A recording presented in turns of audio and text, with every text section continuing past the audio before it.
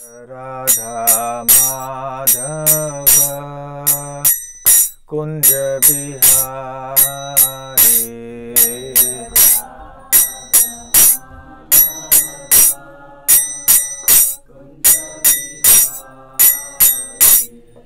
Jai Gopi Jan Vallabh Girivardhari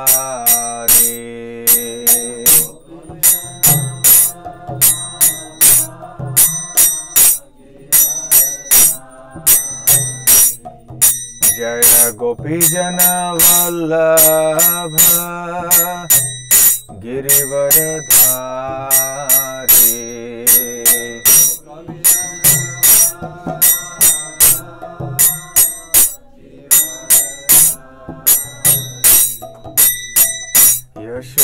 Yashodanandan Braj Jan Ranjan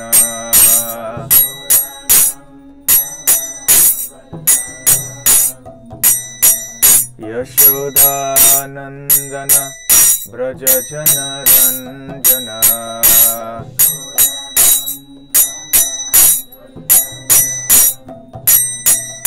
Yamuna Tirah वनचारी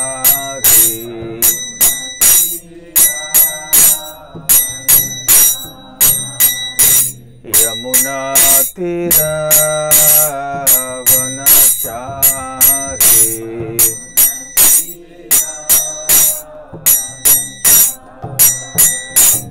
Jai Radha Madhav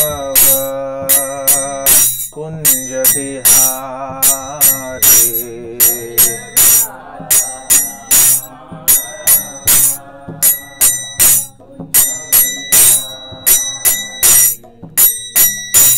Shri Krishna Chaitanya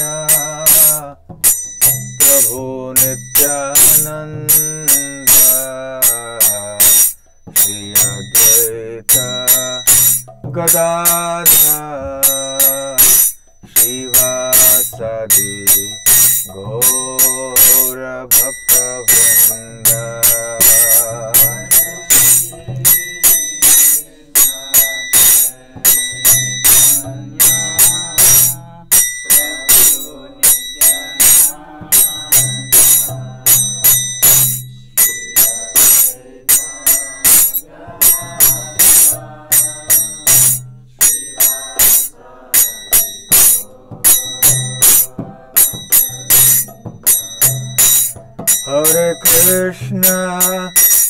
Hare Krishna, Krishna Krishna, Hare Hare, Hare Rama, Rama Rama, Hare Hare.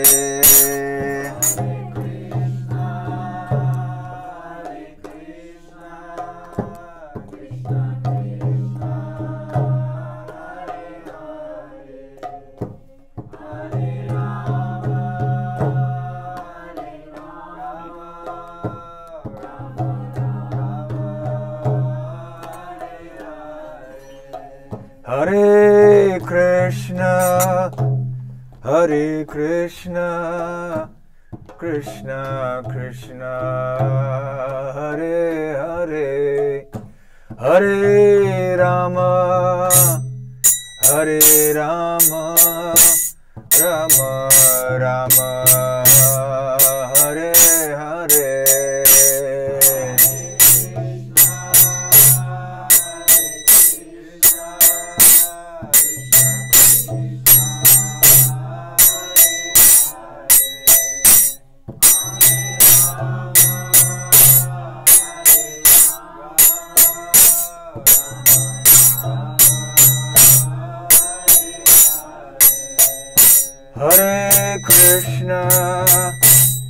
Hare Krishna, Krishna Krishna, Hare Hare, Hare Rama, Rama Rama, Hare Hare.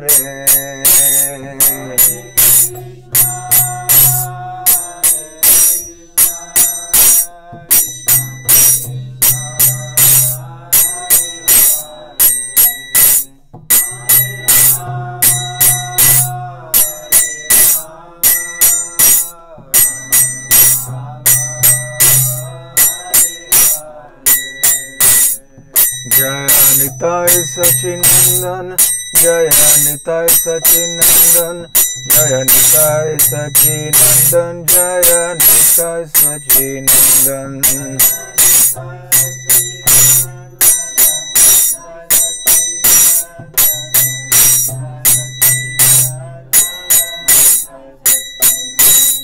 Jaya Jaya Prabhupada, Prabhupada, Prabhupada, Jaya Jaya Prabhupada.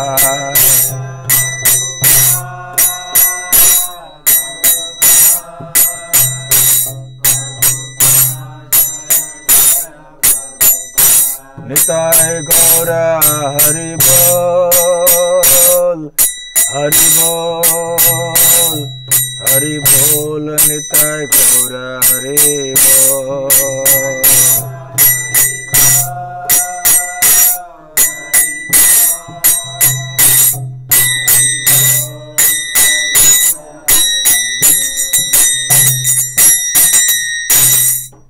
Jai Om Vishnupad Paramhansa Parivrajakaacharya Ashtottara Sat.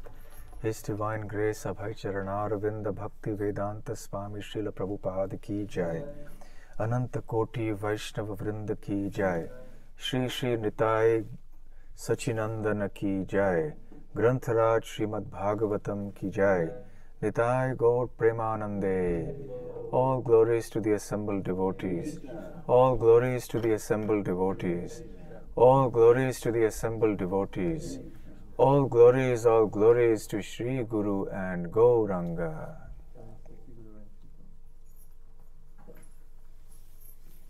Doesn't seem like this is working. No difference in the volume. Yeah? It's the same.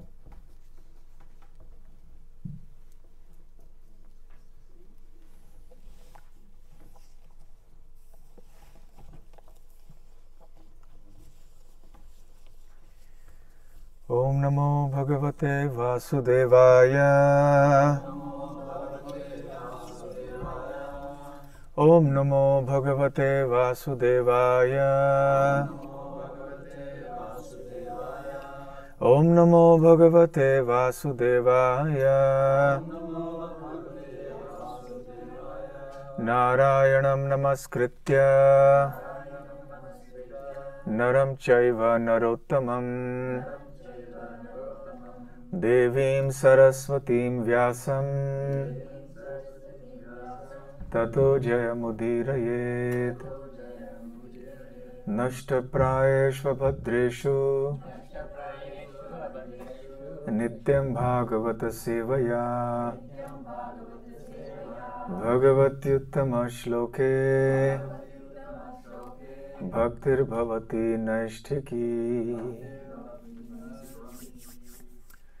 Reading from the Srimad Bhagavatam, Canto 4, Chapter 7, the sacrifice performed by Daksha.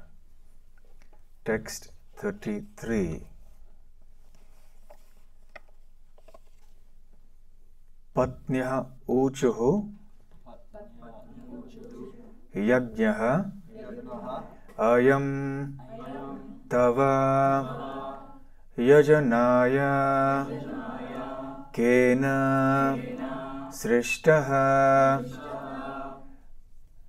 Vidvastaha Pashupatina Adya Daksha Kopat Tam Naha Tvam Shava Shayana Abha Shanta Medham Yajna Atman Nalina Rucha Drisha Punihi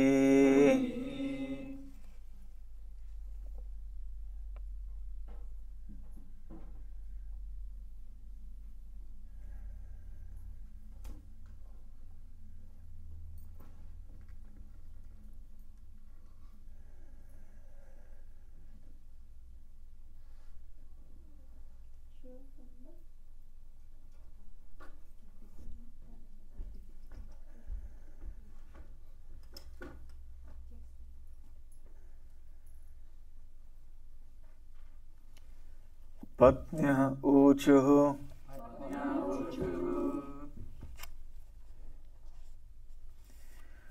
Yagyoyam tava yajnaya kena srishto.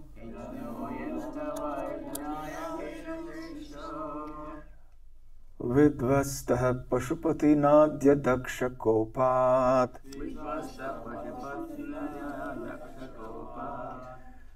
Tam nastvam savashayanabhashantamedham.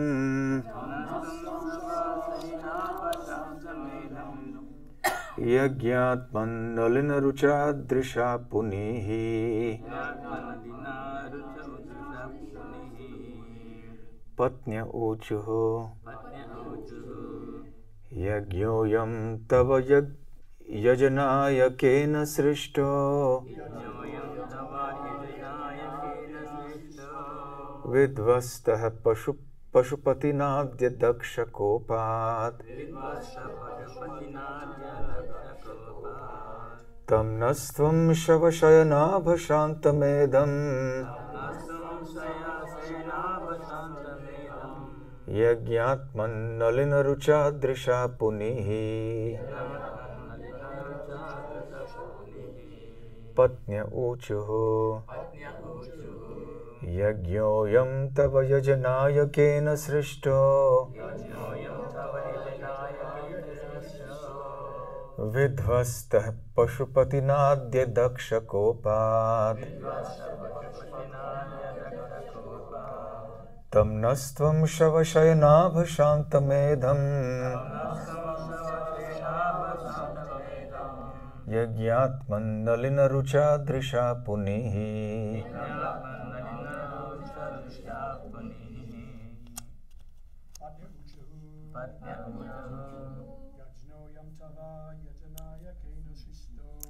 Yajnoyam tava yajanaya kena srishto. Vidvastha daksha kopat. Tam nastvam shavashayanabhashantamedham. Yagyatman nalinarucha drisha punihi. Uchuhu. Yagyoyam tava yajanaya kena srishto. Vasta pashupati nadya daksha kopat. Stam shantamedham. Yagyatman nalinarucha drisha punihi. Ladies. Patnya uchuhu.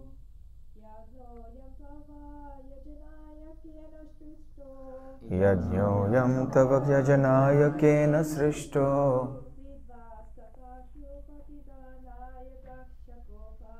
Vidvastah pashupati nadya daksha kopat.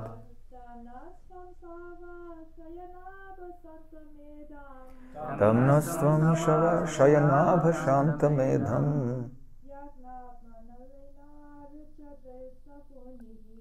Yagyatman nalinarucha drisha punihi. Patnya uchuhu.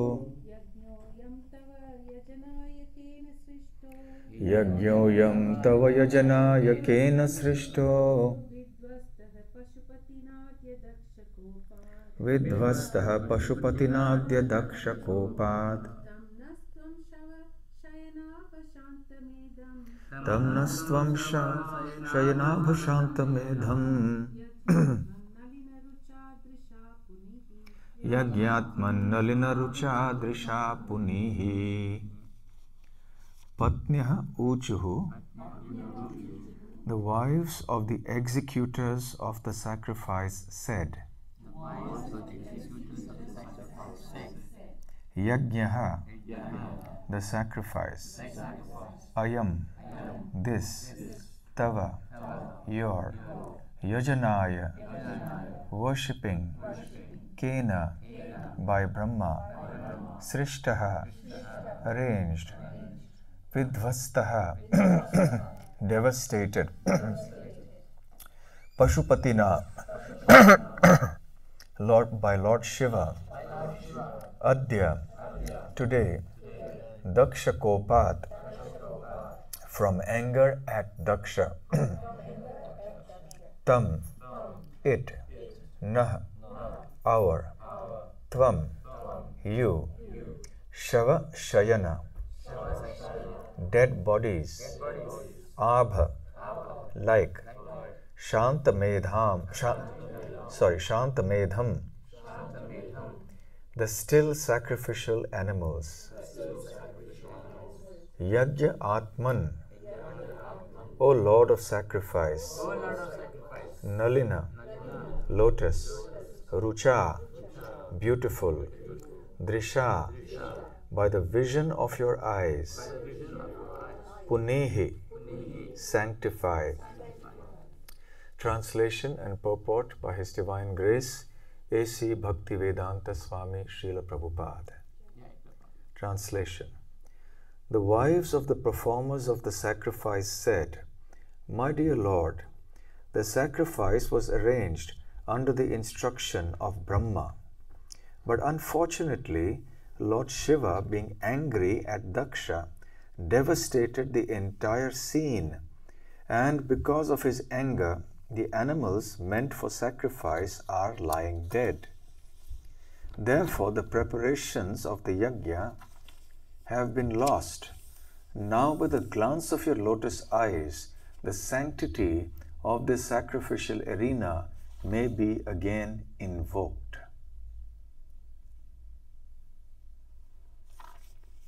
Purport.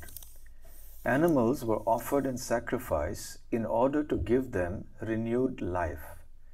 That was the purpose of having animals there. Offering an animal in sacrifice and giving him renewed life was the evidence of the strength of chanting mantras. Unfortunately, when Daksha's sacrifice was devastated by Lord Shiva, some of the animals were killed. One was killed just to replace the head of Daksha. Their bodies were lying about, and the sacrificial arena was turned into a crematorium. Thus the real purpose of yajna was lost. Lord Vishnu, being the ultimate objective of such sacrificial ceremonies, was requested by the wives of the priests to glance over the yajna arena with his causeless mercy, so that the routine work of the yajna might be continued. The purport here is that animals should not be unnecessarily killed.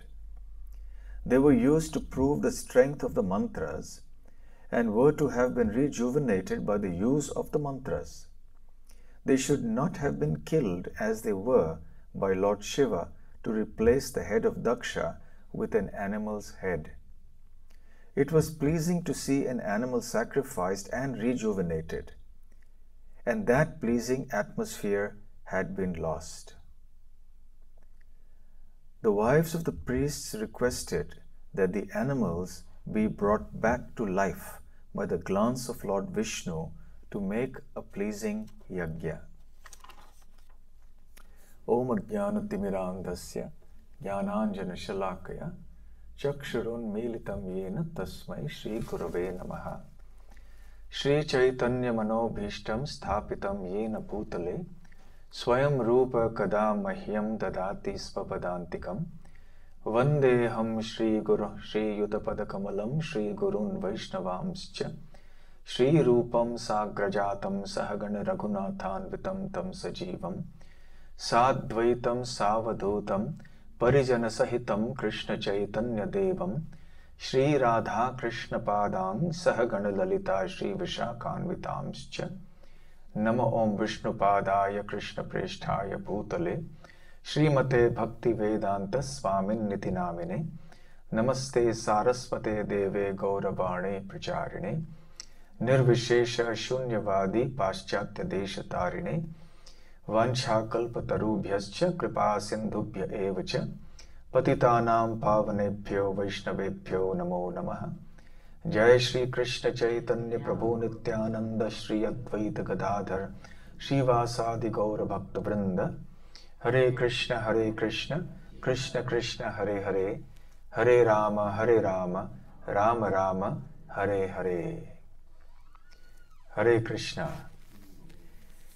It's a great pleasure for me to be back in Perth. Sounds more like Partha for me, the name of Arjun. A striking similarity between the two names. Who knows, maybe it was named after Partha or Arjuna and it got changed a little bit and became Perth. Anyway, at least that's my hope and speculation. The temple room is also very nice, octagonal, the only octagonal Hare Krishna temple that I know in the world. It has its own nice vibrations, and nice to have all of you here in the morning on a weekday. The section being discussed in the Srimad Bhagavatam now is a sacrifice performed by Daksha. And Lord Shiva has devastated the entire arena. And when Lord Shiva devastates something, he really devastates it. After all, he is the personality who is responsible to execute the task of destruction of the universe. Lord Brahma is entrusted with the task of creation, and Lord Shiva with the task of destruction.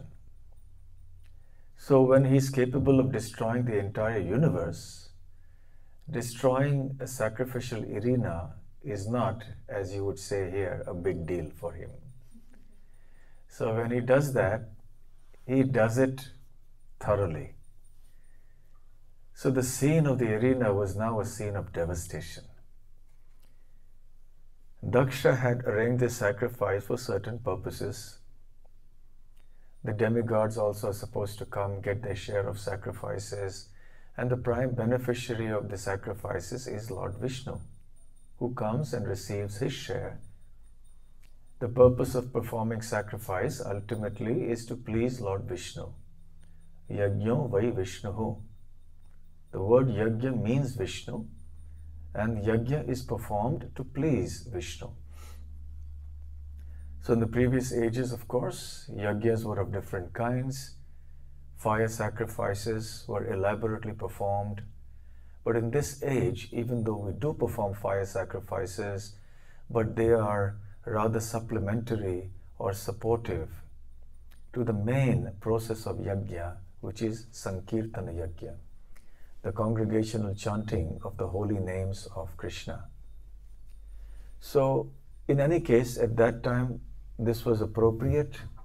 Yajnas were performed in a certain way, and because of some particular issue between Daksha and Lord Shiva, which we will not get into on this day, Shiva, being enraged, devastated the scene of the sacrifice. So various demigods have been praying to the Supreme Lord for his mercy. So one by one, there was Brahma, Indra, etc. And now the wives of the performers of the sacrifices are offering a prayer to the Lord. And they say that the sacrifice was actually arranged under the instruction of Brahma.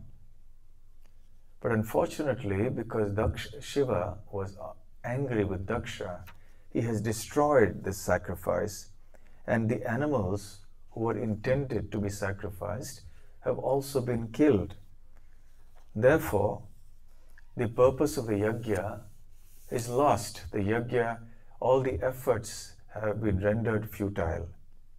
So please, by the glance of your lotus eyes, revive the sanctity of this place again. And as Srila Prabhupada mentions in the last line of the purport, that the wives of the priests requested that the animals be brought back to life by the glance of Lord Vishnu to make a pleasing yajna. Srila Prabhupada mentions again in the purport, the purport here is that animals should not be unnecessarily killed.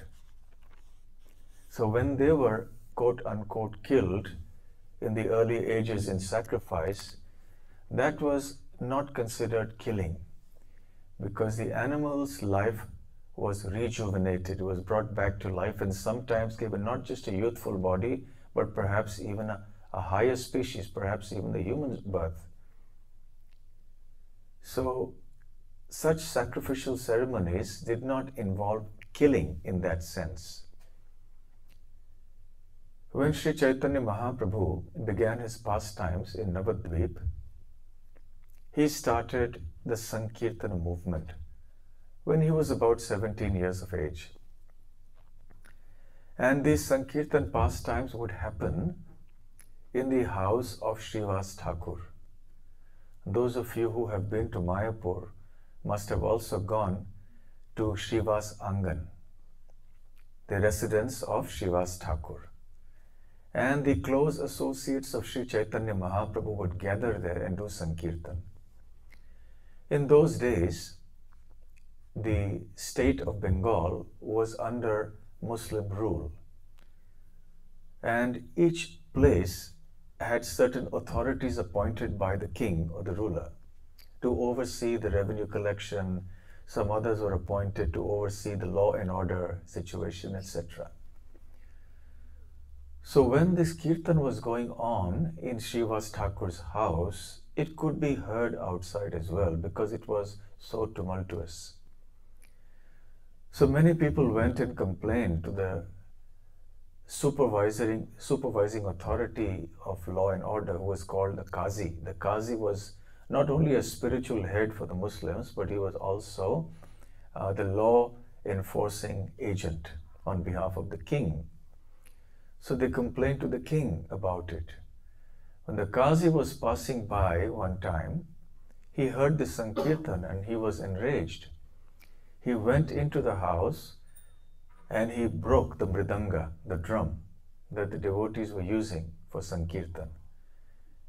And Srila Prabhupada explains that Chand Qazi told the devotees that thus far nobody was practicing your religion so openly, nobody was following any of the regulative principles, then how is it that you have become so bold so as to now chant in such an opprobrious manner? And by whose strength are you chanting all this? Who is giving you the power to do this? This time I'm excusing you, but if you do it the next time, then I'm going to take strict action. I will confiscate all your property, and not only that, I will make all of you Muslims. So the society in those days was very conservative, and it was said that if a Muslim merely sprinkled water on a Hindu, then he would be considered a Muslim, and he was ostracized from the Hindu community. So all the devotees also were terrified. This is how many people became Muslim, one of the ways in which they became Muslims. So anyway, so all the devotees were scared. So they approached Mahaprabhu.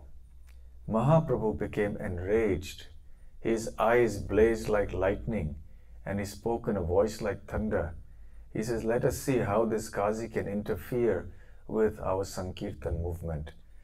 So he told Nityananda Prabhu that gather all the devotees in Navadvip and let them come with a torch. A torch those days was lit with oil. You know, it was soaked with oil and then it would burn. So that would be used at night. So a large number of devotees gathered and a huge, massive procession began that stretched for as far as the eyes could see.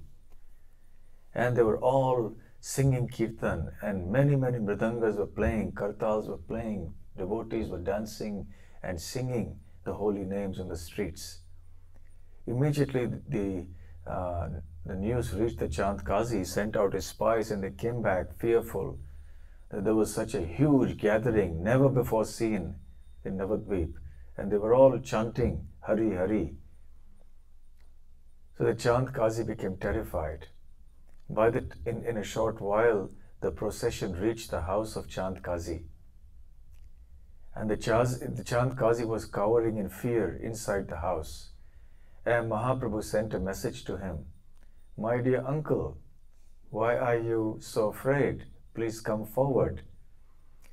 Because the Chand Kazi had come forward in fear and said, "You know, Nimai, I'm like your uncle in a village relationship. Your grandfather was very close to my father, and therefore we have a relationship of uncle and nephew. So you should not deal in this way with your uncle." So then Mahaprabhu said, "My dear uncle, why are you stopping our Sankirtan Yajna?" So they began a discussion. And in the course of the discussion, Mahaprabhu told him, "You know, you drink the milk of the cow. So the cow is your mother. So why do you perform such a terrible sinful act of killing the cow? Is it a good thing to kill your mother? So why do you kill the cow? Do you know that the scriptures say that one who kills a cow will reside in hell for as many thousands of years as there are hairs on the body of the cow?" So the Chand Kazi protested. He says, "But in the Vedas also the killing of animals and sacrifice is recommended." So he had some knowledge of that. So therefore, if it's recommended in the Vedas, then what is the difficulty? What is the objection if I do the same and I kill animals? So Mahaprabhu told him, when the animals were sacrificed, according to the injunctions of the Vedas, that was not considered killing, as we read here in today's purport. Because the animals, they were brought back to life, they were rejuvenated, and they got a higher stage of life, a better station of life in the next birth. And this was also done to test the efficacy of the mantras. There were very qualified brahmanas who would chant the mantras. And when they chanted it, the animals were revived. And thus a very pleasing situation was created. So Mahaprabhu explained to him that this was actually prohibited in the current age of Kali Yuga.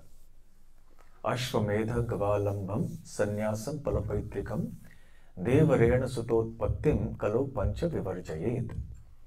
There are 5 things that are prohibited in Kali Yuga. The implication is that perhaps these things were permitted in earlier ages. So what are those 5 things? One is Ashvamedha. The Ashvamedha Yajna was the sacrifice where horses were offered in sacrifice. Ashva means a horse. Gavalambam indicates that cows were also sacrificed. But we have to remember that these animals were brought back to life, as Mahaprabhu has explained and also as Prabhupada explains here. Therefore, they were not considered to be killed actually. Ashvamedha Kavalambam Sannyasam. So sannyas in those days was, in Kali Yuga, is also prohibited. But what kind of sannyas? What is called Satkarma sannyas was prohibited. The type of sannyas where one took sannyas as a custom, just as a formality, as a routine. Because generally when one reached a certain age, one took vanaprastha ashram, then when one reached another certain higher age, one took sannyas. So merely because one had attained a certain age, as a formality one took sannyas, that kind of sannyas is prohibited today. In the earlier ages, people were qualified automatically because the Vedic culture was prevalent and everyone had that training right from a young age. They had that culture, they had that adhikar or the eligibility or qualification. So when they reached a certain age, it was quite natural for them to renounce the world and take sannyas. But that qualification doesn't exist in Kali Yuga for most people. Therefore, the idea that one can take sannyas merely because one has reached a certain age or as a formality is prohibited. So this is an important point. Sometimes devotees also say, well, if sannyas is permitted, then why have so many acharyas taken sannyas and why do we have sannyas in our movement, etc. So here is the explanation. The sannyas that is taken in the Vaishnava community is called Tridanda sannyas. It is sannyas taken for the sake of not just strengthening one's renunciation, but also to intensify and expand one's service to the Lord, to increase one's preaching. That is the purpose. In any case, sannyas was also one of the items prohibited. Palapaitrikam indicates the offering of meat, non-vegetarian food, to the ancestors in the sacrifices. There are still some people who do that in India, but that is strictly prohibited. One has to, really speaking, offer only Krishna Prasadam to the ancestors for the Shraddha ceremony, the offering of oblations to the forefathers. So that's the fourth point. And finally, Devarena Sutotpattim, to procreate a child through the husband of, or the brother of one's husband. And this we see, for example, in the Mahabharata, we see that when Vichitravirya died, his queens didn't have any progeny. They hadn't produced any children. So Satyavati was the mother of Vichitravirya, and she had another son through Parashar Muni, who was Vyasadeva. So he was a brother, half-brother. So she invited him to procreate with the queens of Vichitravirya, because Vichitravirya had passed away and the dynastic line had to continue. So there was a Vedavyas due to him, then Dhritarashtra, Pandu and Vidura were born. So this was permitted in the earlier ages, but that is not permitted in Kali Yuga. So in any case, Mahaprabhu cited this verse to explain how killing of animals in sacrifice, and especially the killing of cows, is prohibited. It is a gross sin. So therefore, this sacrifice is a phenomenon that is misunderstood. It was not considered killing. So here, the wives of the performers of sacrifice gather together and are pleading with the Supreme Lord to please rectify the situation. Now a very anomalous situation has been created where a yajna was arranged, elaborate arrangements were made, and it is all devastated. The animals who were meant to be offered in sacrifice have actually been killed now. They weren't sacrificed. So this is killing. So they are asking the Lord to please revive these animals. Srila Prabhupada says the animals should not be unnecessarily killed. And because we are not qualified to perform such sacrifices in this age, no such brahmanas are available who are so pure, who are so potent, who know the mantras so properly that they don't even mispronounce one consonant of the mantras. Therefore, such things are not allowed here. So therefore, it means that we should never kill animals. So when Srila Prabhupada says we should not unnecessarily kill animals, it means in Kali Yuga we should never kill animals. Probably the only way or only time we may be permitted to kill is in self-defense, if you're going there and a tiger attacks you or something. All right, that's an extreme situation. But in general, there is no question of killing animals to satisfy the tongue, as is the prevalent practice, widely prevalent practice today in this day and age. Of course, I am encouraged to learn, as one devotee told me, that 11 or 12% of Australians is vegetarian. Earlier it used to be only 5%, I believe. Now it's 11 or 12%, so it's encouraging. So, but that should happen more and more and more in the rest of the world as well. By and large, the world eats all sorts of things. And there are certain countries where they just kill anything that flies, walks, swims, anything is all right. So that is not the sign of an advanced civilization. That is not the sign of a culture that can foster compassion and kindness. It is not that kindness should be only upon human beings. Kindness should also be there upon all living entities. What kind of a civilization is it that inflicts so much cruelty and violence upon helpless living entities who are actually seeking our protection? It's also a kind of deception. Apart from the violence and cruelty, there are the additional sins of deceiving someone, of breach of trust, and of killing someone who is under our protection, who believes that it is under our protection, and who has faith in us, and then we betray that entity and actually kill it.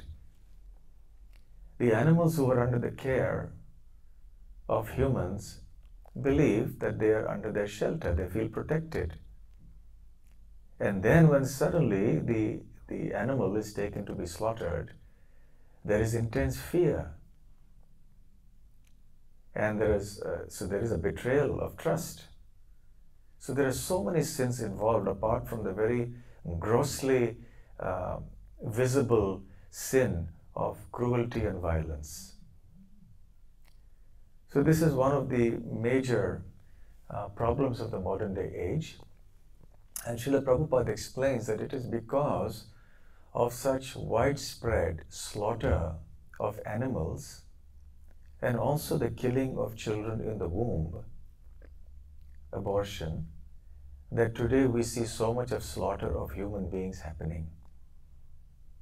By human arrangement, sometimes by the arrangement of nature. So we may have a lot of devastation that is caused by cyclones or forest fires or earthquakes and volcanoes and other such natural disasters, floods and so on, drought. And sometimes human beings engage in wars and kill each other. Sometimes there is crime, there is terrorism. So human beings are also getting slaughtered like animals because they are killing animals in such a widespread manner. So this has to stop. Another point that is important here is that the wives of the performers of sacrifice conclude their prayer by saying, "My dear Lord, now by the glance of your lotus eyes, the sanctity of the sacrificial arena may again be invoked." That is by reviving the animals to life, bringing them back to life again. Yes, so the glance of the Lord, very important. Yajñatman nalina rucha drisha punihi. Nalina refers to the lotus. So Krishna's eyes and everything about Krishna is also compared to a lotus. He has lotus eyes. Rucha means beautiful. So Krishna has Nalina Drisha, Nalina Rucha Drisha. So he has very beautiful lotus-like eyes. And by their glance, Punihi, please sanctify, please purify everything. You see, the glance of the Lord is paramount in the existence of the universe. If one studies the account of how the universe is created, as given in the Srimad Bhagavatam, we will see that originally the material nature is in its dormant state. That's called pradhana. It is only by the glance of Lord Mahavishnu that the creation is activated again. And then by the glance of the Lord, the jivas, the spirit souls who have been residing within him in subtle form after the previous universal destruction now are again impregnated into that pradhan. The glance also is the time factor. So because of the agitation caused by the time factor and by the glance of the Lord, the Pradhan now becomes agitated, becomes activated. It becomes Mahat Tattva. The Mahat Tattva further transforms, and we have this slow differentiation of the three modes of material nature, mode of goodness, passion and ignorance. Then false ego is formed, and then by the interaction of the three modes with the false ego, we have so many other elements that get formed. The subtle working senses, the knowledge acquiring senses, the sense objects, the five elements, earth, water, fire, air, ether, the mind, etc. All these start forming. The three modes of nature also start getting differentiated properly. And at every stage of this, the glance of the Lord is essential. We can compare the process of creation of the universe to the process of cooking. At every stage, the intervention of the cook is essential. You may leave the cooking for some time, but then after that you have to intervene. Otherwise it may get overburnt or something else may happen. So similarly, the Lord's glance is required at every stage. And even after the whole universe has been created, still the Lord's glance is required upon Brahma. Brahma needs that empowerment to be able to continue on where the Supreme Lord left off. Brahma is a secondary creator of the universe. The primary creation by Mahavishnu is called Sarga. And the secondary creation by Brahma is called Visarga. So the Lord empowers Brahma to do the task of creation. And then Brahma gets all the 8.4 million species of life in the universe. And he populates the different planetary systems with all these living entities according to their karma. Then the living entities start performing their karma. And at every stage, the glance of the Lord is required in their life. He is the witness. As the Bhagavad Gita explains, that Krishna as a super soul is witnessing every single activity of the living entity and is fulfilling the desires according to what they deserve. So the Lord is supervising the affairs of the universe directly and indirectly. And when everything is created, it is in existence, still for auspiciousness and for everything to flourish, the glance of the Lord is essential. Queen Kunti prays in the Srimad Bhagavatam some very beautiful prayers. Ime janapadah svriddha supakaushadi virudha vanadri nadyudanvanto hidante tava vikshitaihi. She says, my dear Krishna,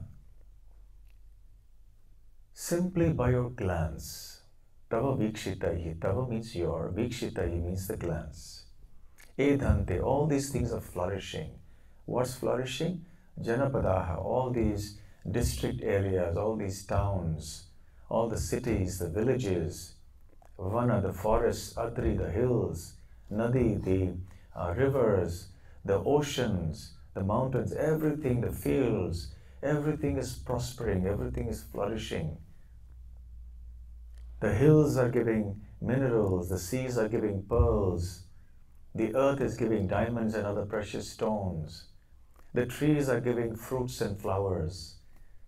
The soil is also producing lots of grains, food grains and vegetables.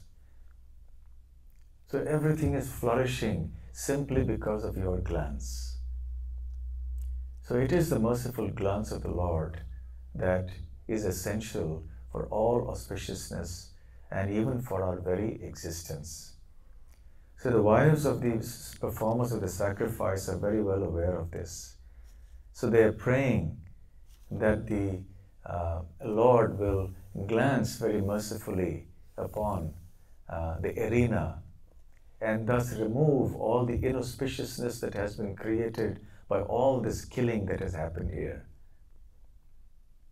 So we can also pray similarly to the Lord to glance upon us, so that all the inauspiciousness that we have gathered in our life in all these lifetimes of existence in the material world may be destroyed. And the ultimate auspiciousness of Krishna Prema, love of Godhead, may be invoked within our heart. We can also pray to the Supreme Lord to cast His glance upon the entire world and upon at least our area of residence. We are here in Perth, so we can pray, please cast your glance, O Lord of Perth, O Lord of Partha, upon the whole of Perth, so that everything here will become auspicious and everyone here will become devotees who have taken shelter of your lotus feet. Srila Prabhupada gave unusual names to Krishna. In London, he named the deities as London Ishwar. In Paris, he named the deities as Paris Ishwar. So what's the problem in calling him Perthnath or Perthishwar, Pertheshwar? So he's also the Lord of Perth. So if he casts his auspicious, merciful glance upon Perth, then here the preaching may flourish more and more, the devotees may flourish more and more, and all auspiciousness will be created. Thank you very much. Hare Krishna. Are there any questions or comments?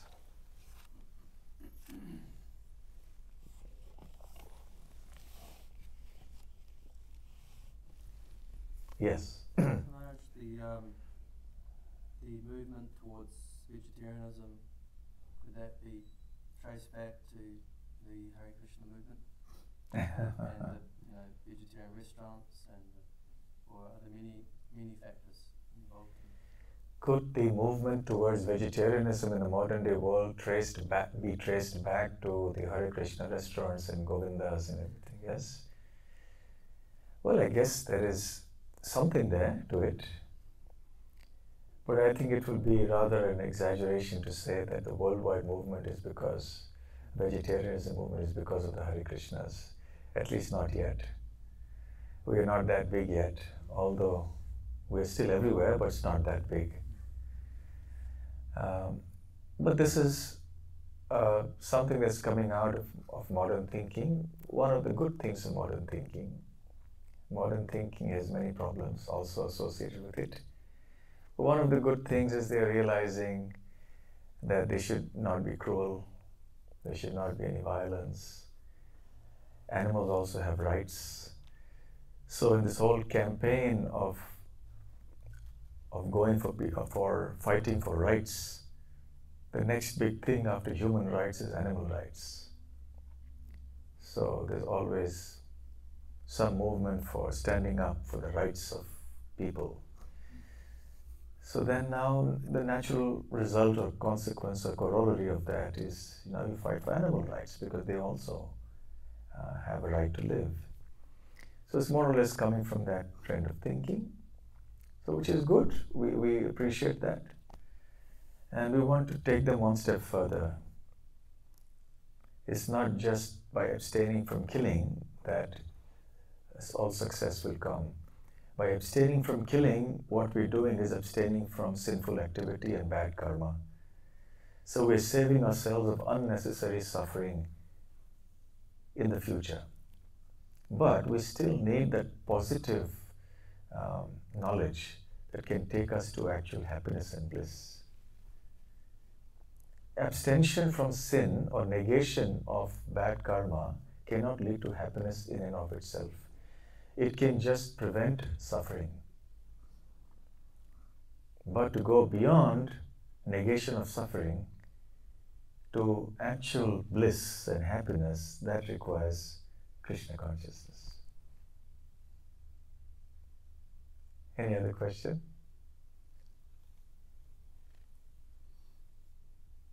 Okay, yes. The other question is, for people to take up Krishna consciousness, like you were talking about, for instance, in Perth, it was to happen for people to seriously take up Krishna consciousness.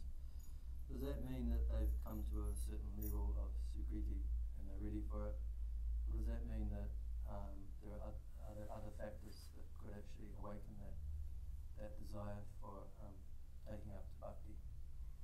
Okay, so the question is that if more and more people in Perth start taking up Krishna consciousness, does it mean it's because they have that kind of sukriti or devotional piety to be able to accept Krishna consciousness, or are there other factors? Both. It is the devotional piety and also other factors, namely all of you. All of you are creating their devotional piety. Many already have devotional piety from previous lives, and they need a spark to set it going. So, when the devotees in Perth, all of you are actually doing that. You're going out, distributing books, talking to people about Krishna. You're even practicing Krishna consciousness in your homes and in the temple. So the vibrations are spreading. You're distributing prasadam. So in this way, devotional piety is being created in many people, and it is being strengthened and enhanced in many other people. So step by step, as and when the capital of devotional piety accumulates in different people, and they continue to get opportunities to be exposed to Krishna consciousness in various ways, then someday it will click. Someday they will start taking to Krishna consciousness actively. They will feel that inspiration, that motivation to associate with devotees seriously.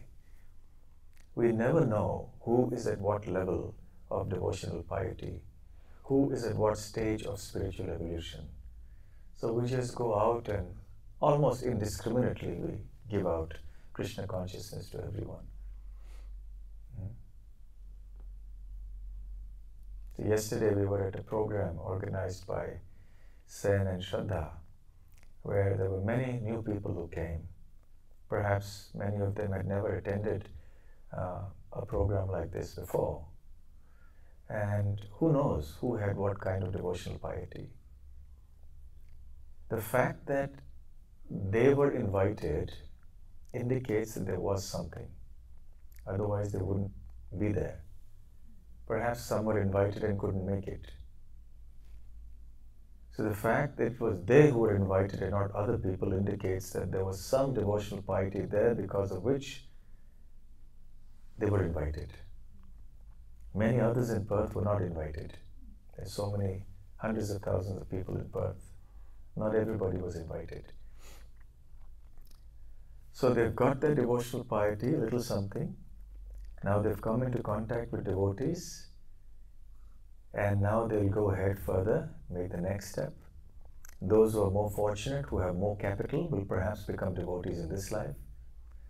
Those who have not accumulated that capital sufficiently will need to accumulate their bank balance, their devotional bank balance a little more. And then they will come to Krishna consciousness. Some may be in this life later, some may be in the next life. So it's a pretty mystical process how it happens. How people come to Krishna consciousness is something really exciting and mysterious. And in Perth, you're all part of this whole wonderful phenomenon. Sorry, Maharaj, I'm just extending that a little bit further. In terms of our own spiritual development, from anishta to nishta and beyond that, is that something we really have to work hard and endeavour for, or is it something which, by trying to help others, come to a higher level, then automatically will be pushed also to a higher level? Okay, the question is that in our effort to make advancement from a lower level of Krishna consciousness to a higher level, is it a matter of our own personal effort to do that? Or is it also helped by helping others to come to Krishna consciousness? Yes, that's the question. Both. Trying to help others to come to Krishna consciousness is also a part of the practice of Krishna consciousness. So preaching is a part of practice. When we say that we practice Krishna consciousness, one of the elements of preaching is to practice, or rather, practice is to preach. Sometimes people ask the question, well, maybe we should start preaching only when we are pure devotees, when we are very advanced. Then we should start preaching, because then our preaching will have potency and value. Now we're just neophytes. What effect is our preaching going to have? This doubt sometimes comes into people's devotees' minds. But that is not the fact. Of course, it is true that the more advanced a devotee is, the more potent his or her preaching will be. But if one is sincere, whatever level of spiritual advancement one may be on, if one sincerely attempts to spread Krishna consciousness, uses one's intelligence, abilities, and facilities that Krishna has given, then that will also be a very integral part of that devotee's Krishna consciousness. Participating in preaching is also Shravanam and Kirtanam. And that will enable us to do our practice of Krishna consciousness better. Then we do our preaching better. That helps us to practice better. And it reinforces mutually. So everyone should participate. This is Mahaprabhu's instruction. Jari dakho tari kaho, Krishna upadesh, amar agyai guru hona tar edesh. Whoever you meet, tell them about Krishna. And in this way become guru and deliver the whole land. So becoming guru doesn't mean,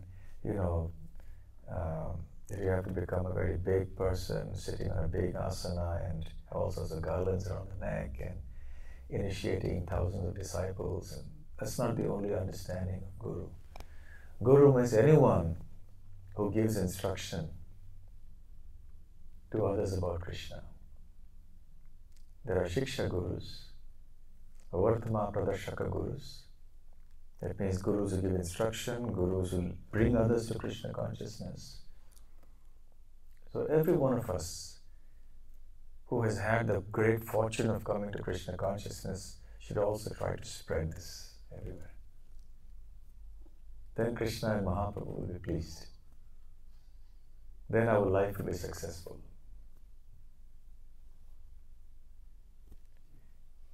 Okay, thank you very much. Hare Krishna.